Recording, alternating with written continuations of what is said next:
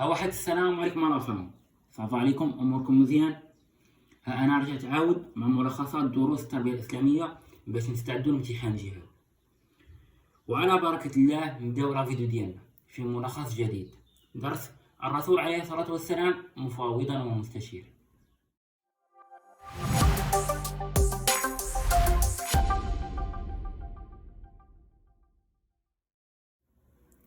اولا، مبدأ التفاوض في معاملته صلى الله عليه وسلم وفوائده. اجيو نفهمو بعدا مفهوم التفاوض. اش يعني التفاوض؟ التفاوض لغة تداول الكلام بهدف الاتفاق والتسوية.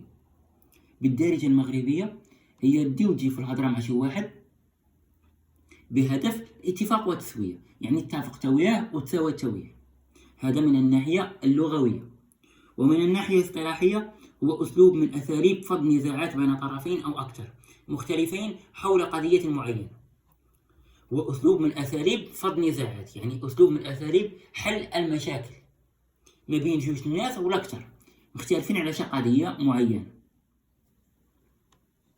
نماذج من مفاوضته صلى الله عليه وسلم. نماذج من مفاوضة الرسول عليه الصلاة والسلام. النموذج الأول مفاوضته صلى الله عليه وسلم مع المشركين في صلح الحديبية.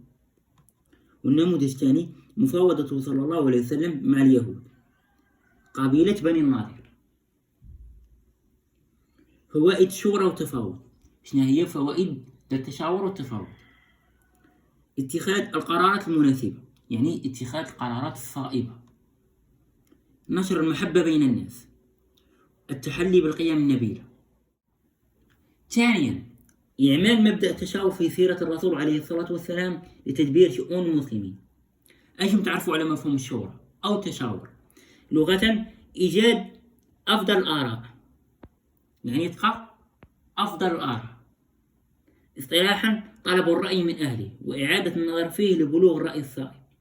طلب الرأي من أهله يعني تاخذ الرأي ديال شي حد اللي حكيم ورأيه صائب، وغالبا ما كيكون شي فرد من العائلة. مثلا أنا كاع أفراد العائلة الصغرى كيتشاوروا معايا حيت كنمتاز بالخبرة، وفي الأخير ما كيديروش بالرأي ديالي. وإعادة النظر فيه لبلوغ الرأي الصائب. علاش ما كيديروش بالرأي ديالي؟ لأنهم كيديروا إعادة النظر فيه وكيبان لهم بلي الرأي ديالي الصائب أكثر من القياس. نماذج من مشاورة الرسول عليه الصلاة والسلام. استشارته صلى الله عليه وسلم لأصحابه الكرام في الخروج لغزوة بدر.